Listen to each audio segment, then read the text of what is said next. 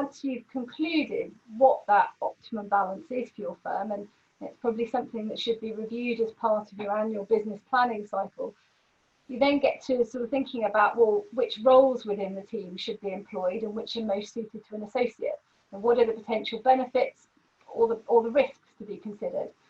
We've talked briefly about cost. It's an obvious one. It's certainly not the only factor. And I think amongst the aspects that I've detailed here, there are a couple of key things that I'll probably pick out to draw your attention to. One is that point around quality that David raised. And when clients buy the services of your firm, it's because they've bought into your distinct proposition and a level of quality that you're guaranteeing that you'll provide. And so what you want is both your permanent employees and your associates to demonstrate that consistently using tools and methodologies that set your business apart. At the opposite end of the spectrum, you'd have this sort of disparate group of individuals applying their own methods and experience without a clear connection to your proposition. And at that point, I think there is little to distinguish them from contract resources. And the reason I'm raising this, I think, is because we're starting to see a lot more interim recruitment suppliers providing teams of individuals for consultancy projects on a statement of work basis. I was talking with one only very recently, and it was clear that what they're trying to do is position themselves as a real challenger to consulting firms. And so it feels to me that having this consistent bespoke approach is a way to differentiate your delivery quality as a consultancy. And it's definitely achievable through the use of associates. It's not one or the other, but it means investment in onboarding, sharing tools, sharing methodologies. And the second thing I'd probably emphasize looking at these different aspects is the piece around contribution, so different levels of contribution that you would expect from employees compared with associates. And I think that links then to the different expectations they have of you as a firm. So by contribution, I mean the level of engagement that an individual will demonstrate in the success of your wider business, your wider team. Is somebody interested solely in the deliverables for which they're responsible for, or are they actually thinking about coaching and developing more junior members of your team, sharing knowledge with other project teams within the firm, contributing to internal initiatives?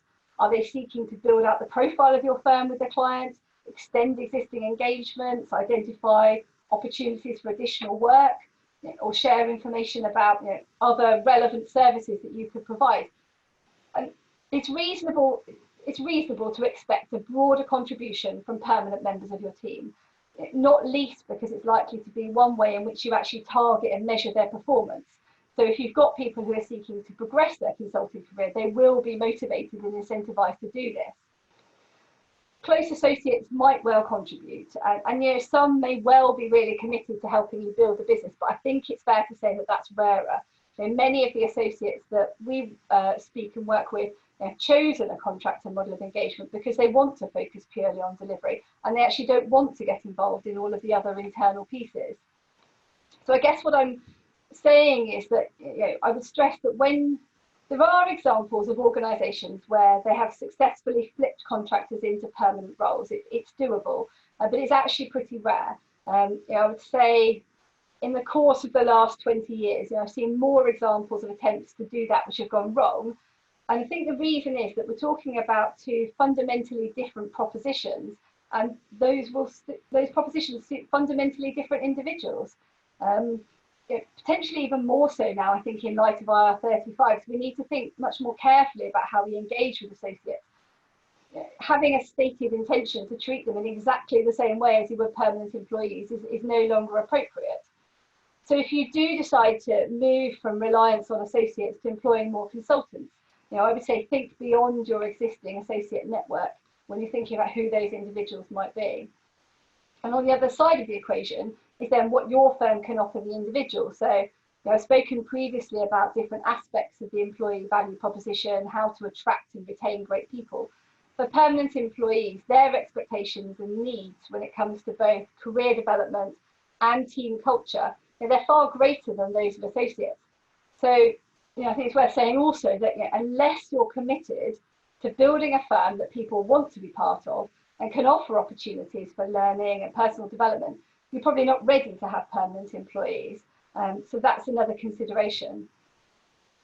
What I would say, and this ties in with exactly what David said, is that having those processes to train, develop, motivate, reward people, that's fundamental to creating a high growth, successful consulting firm.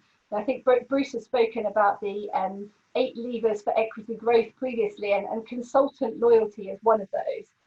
So I guess, as David has said, your approach to this really depends on that overall strategy for your business.